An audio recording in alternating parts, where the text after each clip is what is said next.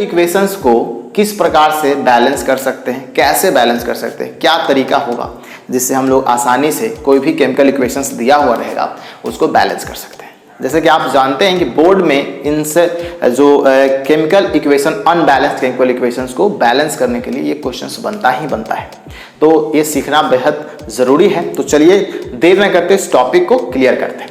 देखिए यहाँ पे कुछ रिएक्शंस हमने लिखा है, यानी कि इक्वेशंस लिखा है, तो इक्वेशंस को पहले चेकआउट करना है आपको कि ये बैलेंस है या अनबैलेंस है। अगर बैलेंस रहेगा तो इसको आपको बैलेंस करने का जरूरत नहीं है, हूबहू वैसे ही लिख देना है।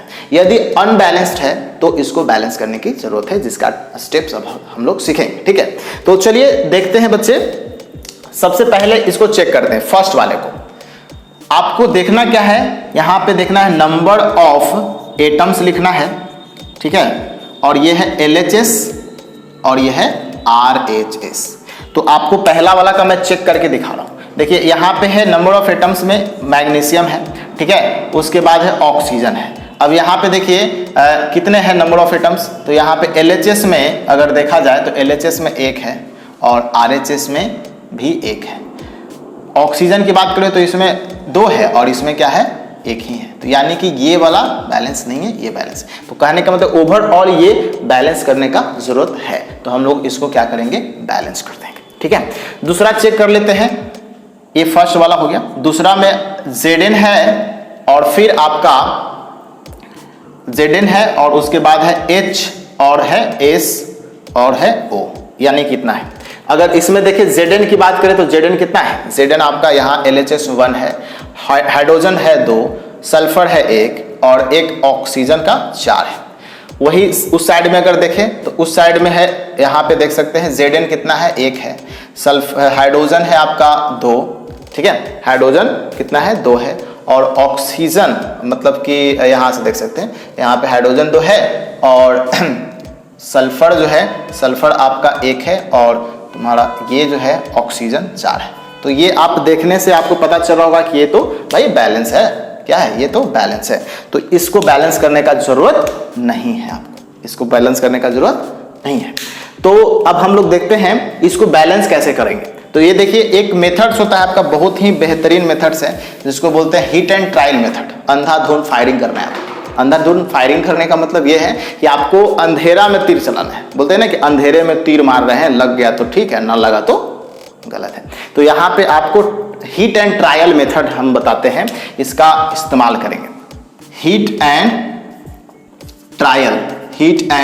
ट्रायल मेथड का इस्तेमाल करेंगे हम लोग इसको बैलेंस करने के लिए। हीट एंड ट्रायल मेथड्स में क्या होगा, अब देखिए जैसे मैग्नीशियम ऑक्साइड, ये बहुत इजी है तो इसको मैं ऐसे ही डायरेक्ट बना देता हूं और बाकी के लिए स्टेप लिखूंगा, जिसमें ये वाला है, ठीक है, ये अनबैलेंस्ड है, मैं पहले से लिख रखा हूं और इसको मैं यहाँ पे बैलेंस करके आपको दिखा दूंगा। ठीक है, चलिए देखिए यहाँ पे सिंपल सी है क्या। अगर बात करते हैं इसकी मैग्नीशियम वाला का, तो यहाँ पे आपको लिखना है ऐसे, मैग्नीशियम Mg लिख दिया, ठीक है, और साथ साथ इसको लिखेंगे O2 और फिर यहाँ पे लिखेंगे MgO। अब देखिए 2 करने के लिए क्या करना पड़ेगा, मैग्नीशियम को अगर 2 से हम मल्टीप्लाई कर देते हैं, तो अगर यहाँ से मल्टीप्लाई अगर 2 से कर देते हैं, ठीक है, और यहाँ पे भी 2 से मल्टीप्लाई कर देते हैं, तो देखिए यहाँ पे ऑक्सीजन कितना हो गया। मैग्नीशियम की बात करें तो मैग्नीशियम 2 हुआ, ठीक है, और RHS वाले में भी 2 हो गया, ठीक है। उसके बाद ऑक्सीजन यहाँ पे 2 है और इधर हम लोग 2 से कर दिए हैं मल्टीप्लाई, तो ये भी हो गया। तो यानी कि ये बन गया 2 और ये बना 2 और ये भी, मतलब कि ये बैलेंस इस प्रकार से हो जाएगा। तो यहाँ पे कुछ ना कुछ अपने से जुगाड़ लगा देना है और कितना से मल्टीप्लाई करे कि ये हमारा बैलेंस हो जाएगा दोनों तरफ। तो ये हीट एंड ट्रायल मेथड कहलाता है। अब देखिए इस वाले को हम स्टेप वाइज करके दिखाते हैं, कैसे पता चलेगा। अब सुनिए, इसको मिटा देते हैं, स्क्रीनशॉट लेना चाहते हैं तो ले सकते हैं।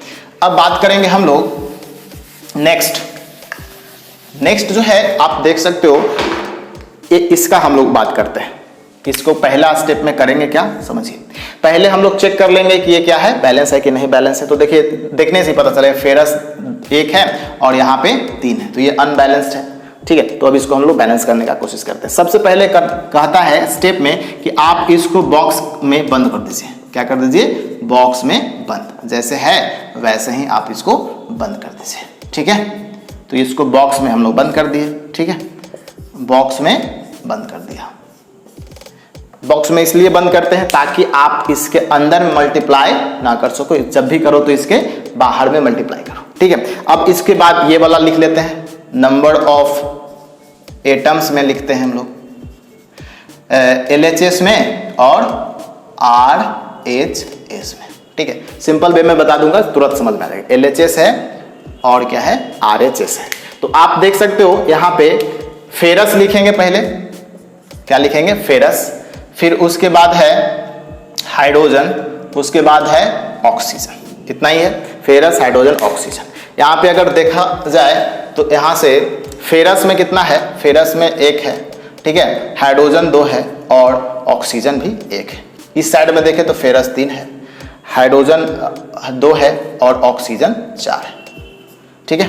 तो बस अब यहीं से आपका कमाल हो जाएगा। यहाँ पे देखिए कैसे हम लोग आगे लिखते हैं, स्टेप मिटाओ इसको। इसमें देखिए सबसे ज्यादा मैक्सिमम नंबर को चेक कीजिए, कितना है, 4 है ना, तो आप इसी के हिसाब से आप करोगे। तो सबसे पहले इसको हम लोग लिख लेते हैं यहाँ पे, चलो यहाँ पे ये लिख देते हैं Fe प्लस H2O प्लस फिर यहाँ पे Fe3O4 प्लस H2, ठीक है। तो इस प्रकार से लिख दिए। अब यहाँ पे करना क्या है हमको, ये 4 है ना, RHS में 4 है, तो यहाँ पे भी हम लोग को 4 करना पड़ेगा, ऑक्सीजन को भी क्या करना पड़ेगा, 4 करना पड़ेगा। तो ऑक्सीजन 4 कैसे होगा, यहाँ पे ऑक्सीजन पहले से एक रखा हुआ है, तो इसको 4 से मल्टीप्लाई कर देते हैं। तो 4 से मल्टीप्लाई कर देंगे, तो 4 से मल्टीप्लाई कर देंगे तो ये 4 हो जाएगा, यहाँ भी 4 है, ये 4 पूरा हो जाएगा। अब यहाँ पे देखिए जो 4 से मल्टीप्लाई होता है हाइड्रोजन के साथ भी हो गया, तो हाइड्रोजन के साथ भी LHS में 4 से मल्टीप्लाई कर देंगे, हो जाएगा हाइड्रोजन 8। तो हाइड्रोजन इधर 8 हो गया। तो अगला स्टेप में ऐसे लिख सकते हैं ना, हाइड्रोजन 8 हो गया तो यहाँ पे Fe प्लस 4H2O और यहाँ से हाइड्रोजन 8 हो गया, तो इसको भी 4 से मल्टीप्लाई कर देते हैं, तो ये भी 8 हो जाएगा कि नहीं हो जाएगा। देखिए ये भी हमारा बैलेंस हो गया, ये भी बैलेंस हो गया। तो हम यहाँ पे Fe3O4 और फिर 4H2O, सॉरी 4H2, तो यहाँ पे भी 4 हो गया, ठीक है। तो इसमें 4 बना। अब उसके बाद हमारे पास देखिए Fe वाला में 3 है, तो यहाँ पे आराम से क्या करेंगे, 3 से मल्टीप्लाई कर देंगे। तो यहाँ से अगला स्टेप में क्या कर सकते हैं आप, Fe3 यहाँ पे कर देंगे प्लस 4H2O, फिर इसको मिला दो Fe3O4 और 4H2O, H2। तो यहाँ पे आप देख सकते हैं अब पूरा का पूरा क्या हो गया, आपका बैलेंस हो गया। तो इसी को हम लोग क्या कहते हैं, बैलेंस करना कहते हैं। अब इसमें हम लोग क्या किए, अपने से खुद नंबर्स लिए, उसको ट्राई किए यहाँ पे मैक्सिमम देख करके कि किसको करना है किसको नहीं करना है, ठीक है। अब देखो इसका तो हम लोग कर लिए। तो इस प्रकार से आप क्या कर सकते हैं, हिट एंड ट्रायल मेथड से आप क्या कर सकते हैं, इसको बैलेंस कर सकते हैं। अब आपके पुस्तक में यानी कि बुक में बहुत सारे क्वेश्चंस होंगे जो अनबैलेंस्ड इक्वेशन होगा, उसको आप ट्राई करके कोशिश करेंगे। अगर कोई प्रॉब्लम होगा तो आप फिर से पूछ सकते हैं। और आई होप ये समझ में आ गया होगा। इसको अगर नहीं समझ में आ रहा है तो एक बार और रिपीट करके देख लीजिए, आपको जरूर समझ में आ जाएगा। इसी टॉपिक को क्लियर करने के बाद इस वीडियो को बंद करते हैं।